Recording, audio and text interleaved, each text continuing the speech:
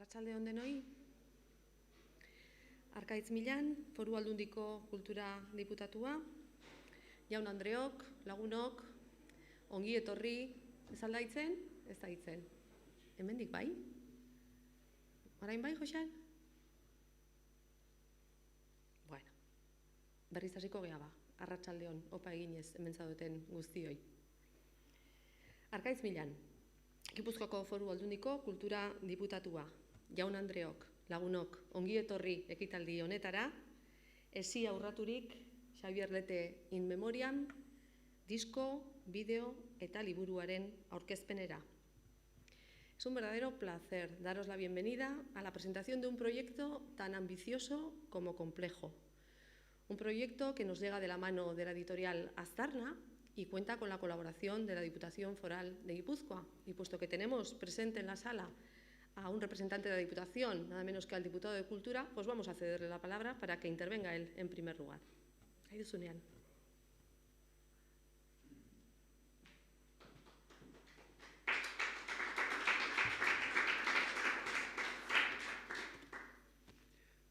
Oraindik ez dakizu ezer esango dudan eta txalo egitea.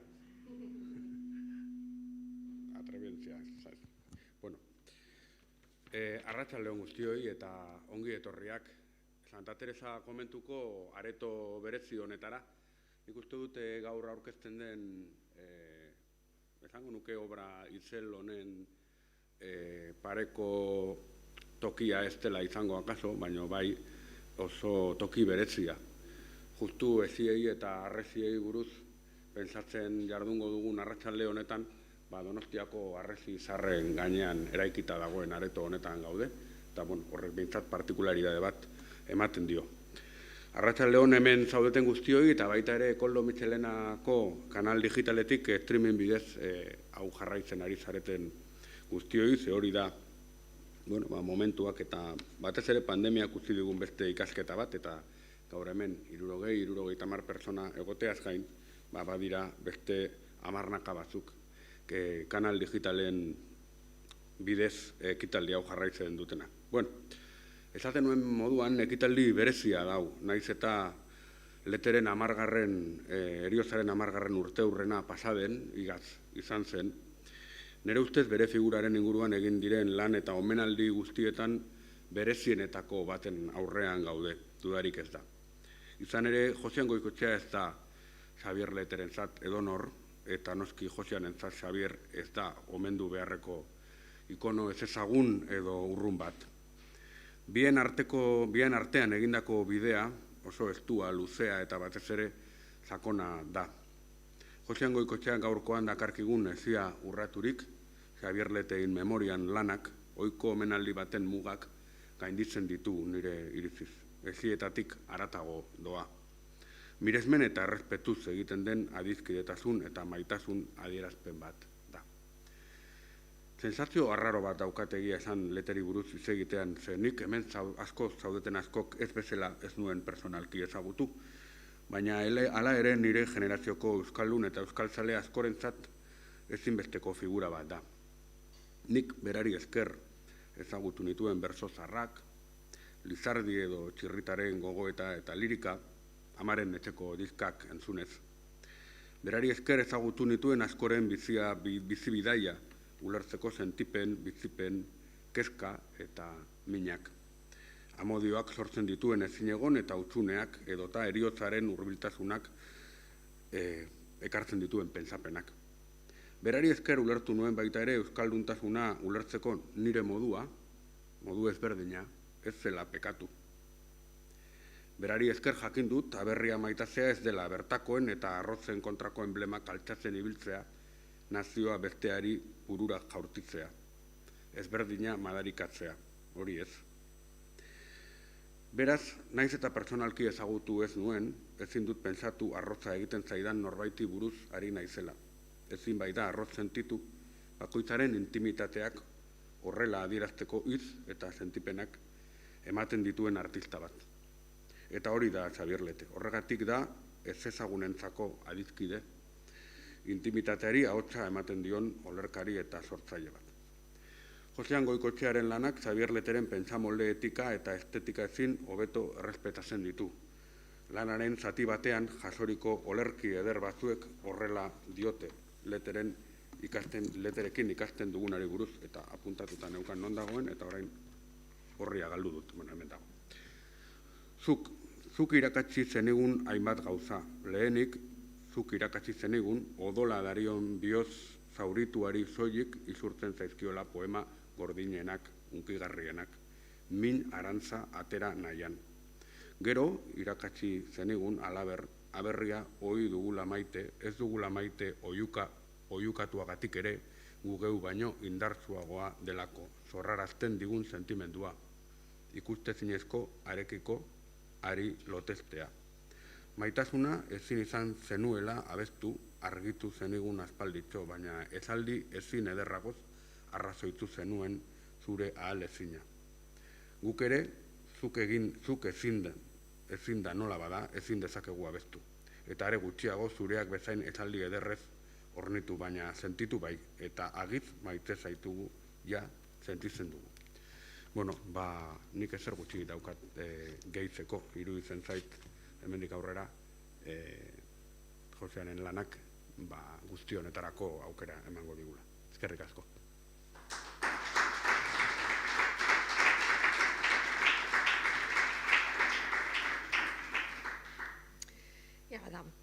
Josean Goikoetxea, aztarnaren atzean dagoen musikari eta musikagilea, bere sorkuntza lanaren azken emaitza hartuta dator gaurkoan Donostiara.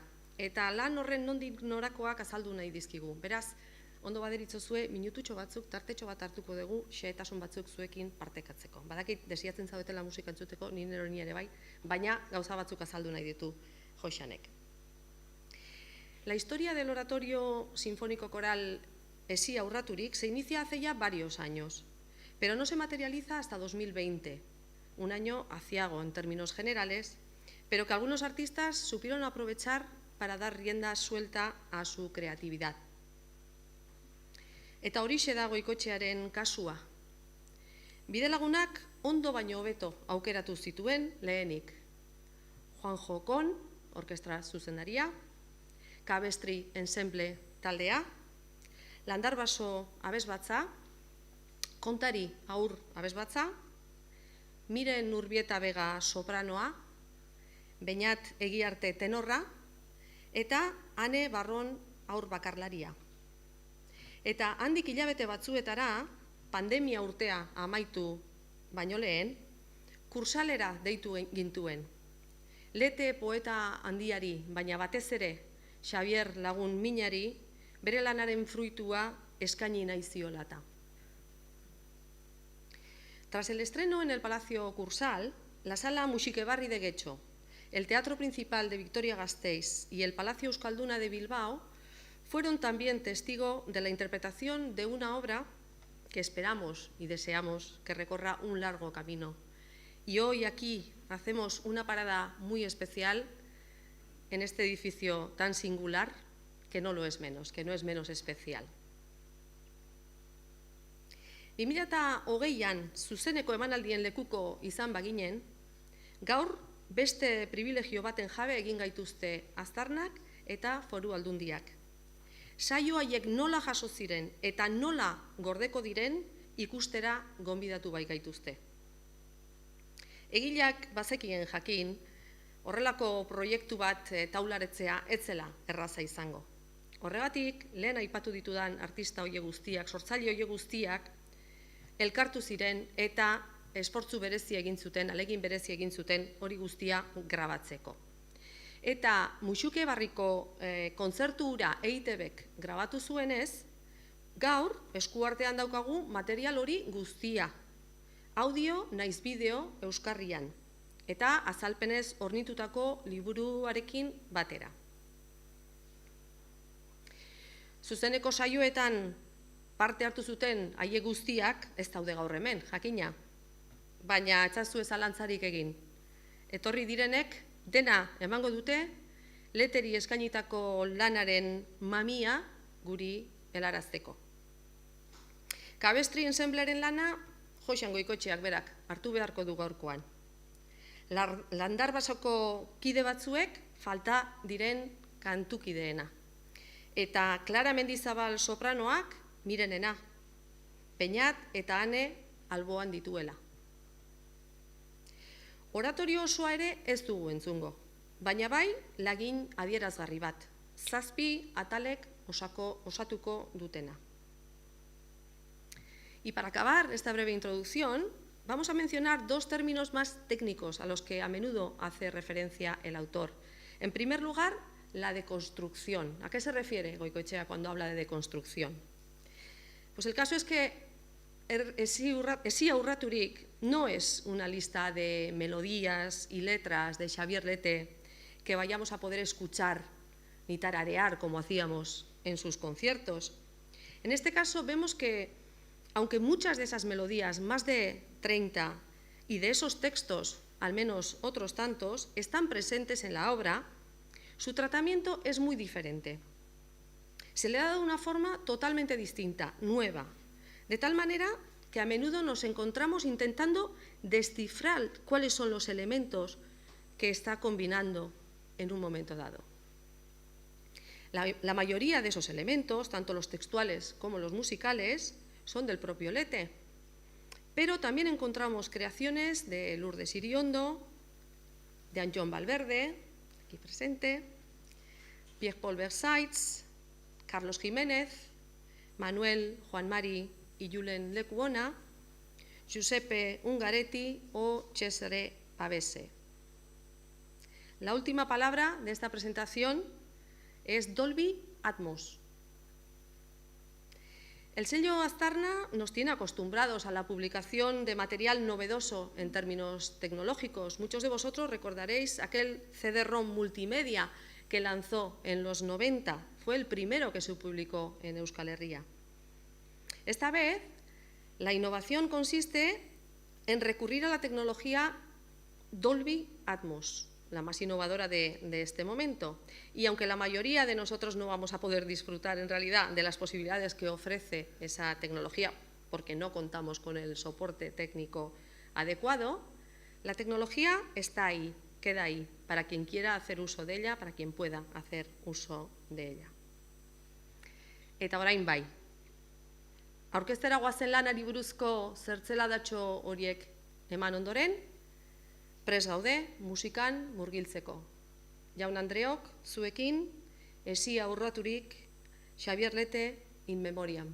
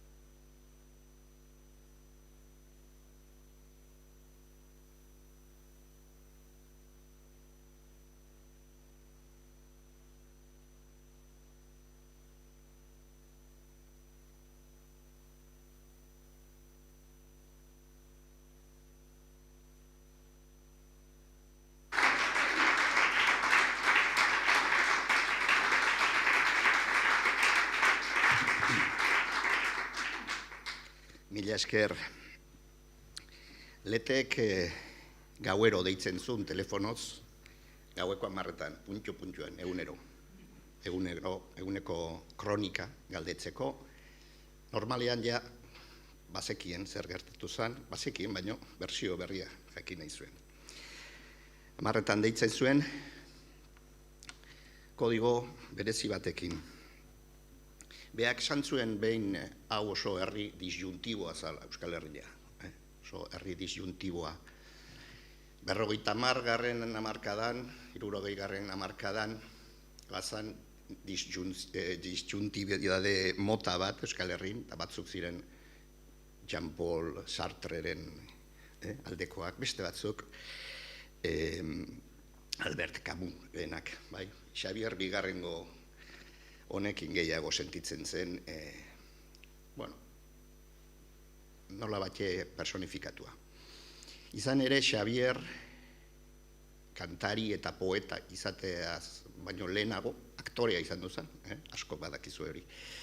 Eta bere paper garrantzitsuenetako bat, gizon zuzenak obran izan duzan, Le Just, Camusen, Camus, kasiko den noiz bat esaten, Albert Camusen obra.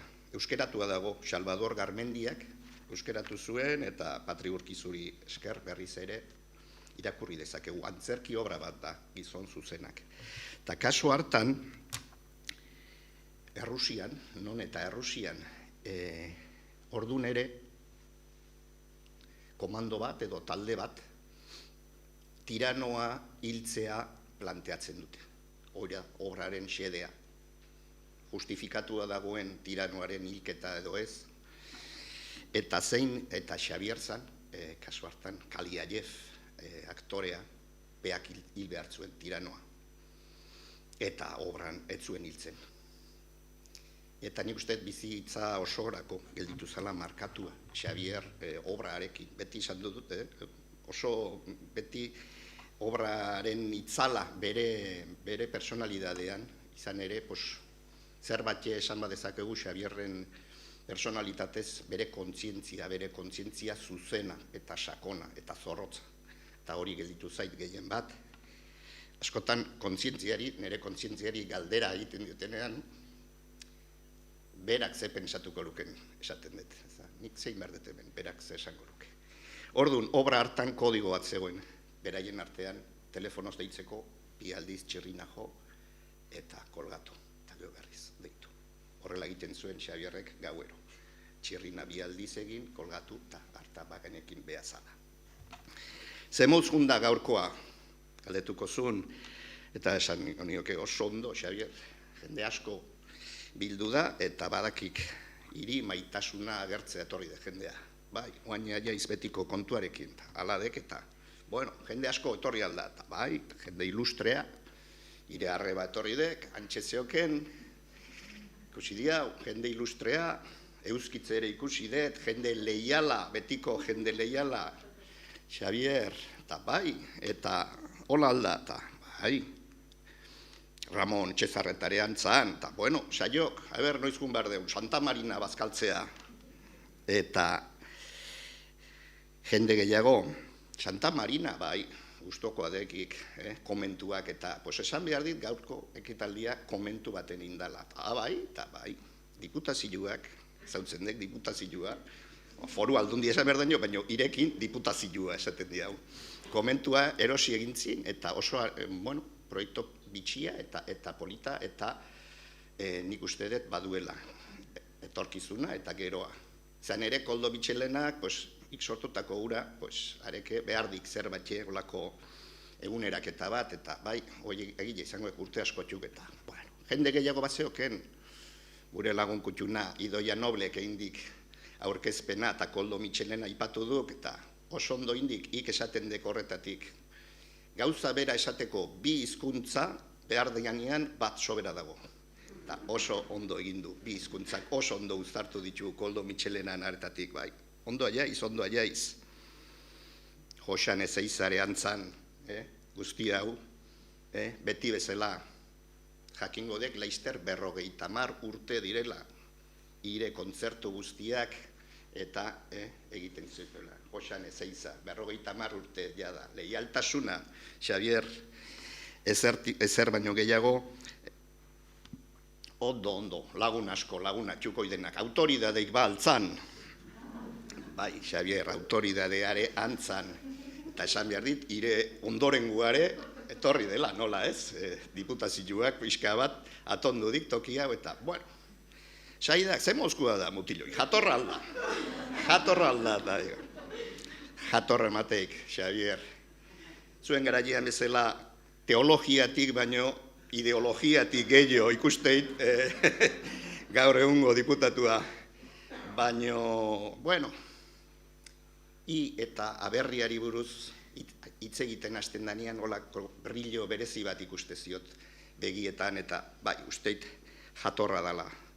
Eta nola esango dut ez, lagundu intziguk, proiektua bukatzen, ire omenezko lagun hau, hasike gaur, tokat zaidak, oso jatorra dela esatea. Baina, jakinezak, ez hori bakarrik, baizik eta agindu egin diguela, obra, ez dala hemen bukatu, diskoaren edizioarekin, baizik eta partitura ere argitaratu inbar dugu, Xavier, partitura, baina obra ja ez alda estreinatu eta grabatu, guan partitura zehartako behar dezue, gerora ere badakik, legatuak eta gerorak, eta beharrezko izaten ditu gauzak gerora begira. Eta esan behar dit, ez hori bakarri, baizik eta berri oso on bat daukagula. Obra honeaino iritsi duk, baina badaudela jende gehiago animatu direnak hau berriz eta egitera.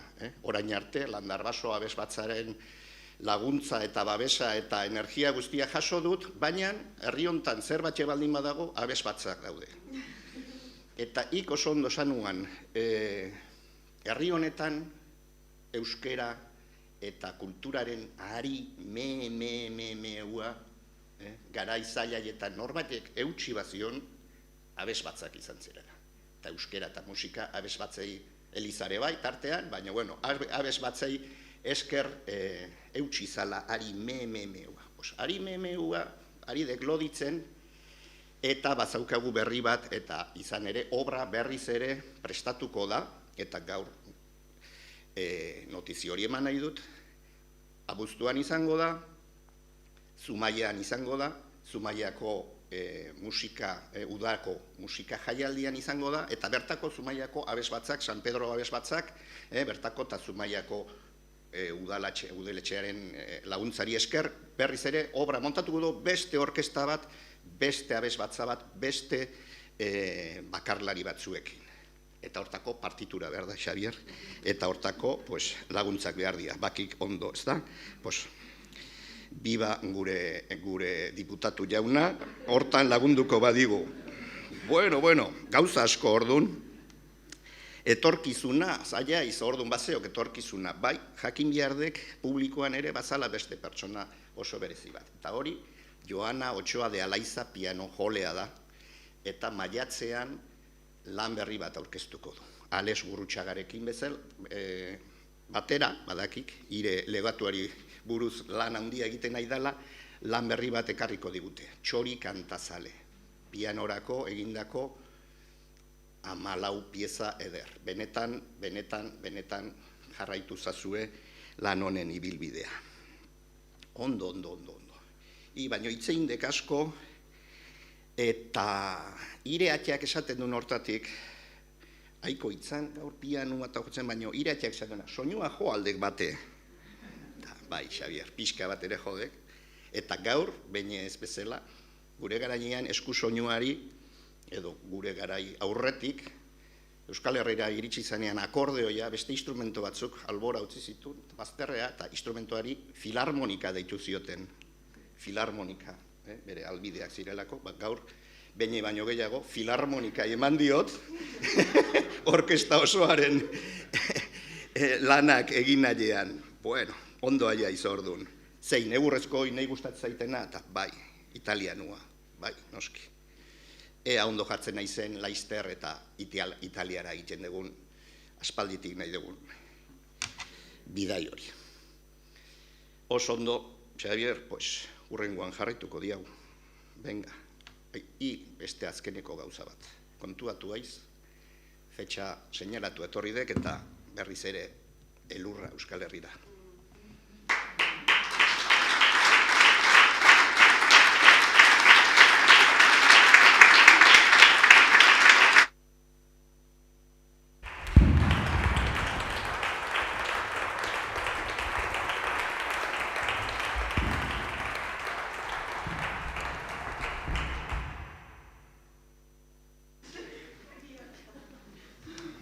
Txirrina bi aldiz gorain nik egingo nioke. Eta zer da gauza bat aztu zaidak, Xavier. Izenak eman dizkit, bai, neire aztu zaidak lehen osatia gauza bat. Hainbeste gauza, baino Lizardin urtia pasadek, eta inorek ezaldu ezer egin. Bai, ire laguna, ire anaia Antxon ere antzeon publikoan, eta jakinezak bea izan dudala bakarra kontzertu bat prestatu duena Lizardiren omenez. Ez hori bakarrik, ire azkeneko 2 poemak ere musikatu ditu bere azken lanean, eta ondo ide, gazteziok eta honekin etziok akabatuko duenik. Beraz, Antxon ere eta Lizardi, biba!